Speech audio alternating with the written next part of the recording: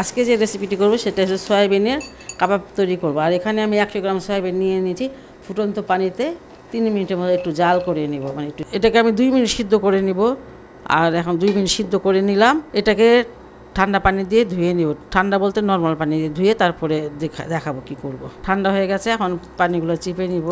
এখানে আদা রসুনের পেস্ট আমি নিয়ে নিয়েছি ছোট চামচের 1 চামচ। হলুদের গুঁড়া, মরিচের গুঁড়া আর ধনিয়ার গুঁড়া হচ্ছে 1 চুটকি করে।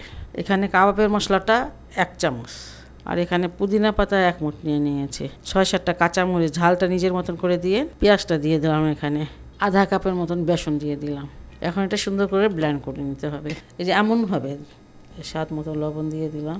এখানে 1 চামচের মতন ঘি দিয়ে দিলাম। পানি ছাড়া কিন্তু বাটতে হবে, আমি কিন্তু 1 ফোঁটা পানি দিই নাই। কিছুটা তেল দিয়ে দিয়েছে, তেলটা গরম হয়ে গেছে। আর এখন কাবাবগুলো দিয়ে দিব। একটা সাইড ভালো করে ভেজে নিলাম, উল্টে পাল্টে প্রায় 5 মিনিটের মতন ভেজে নিলাম। এখন দেখেন মাশাআল্লাহ একদমই বোঝা যায় না এটা সয়াবিন, মানে সয়াবিন যেটাকে বলে সয়াবিনের কাবাব, মনে হচ্ছে মাংসের টিকিয়া কাবাব।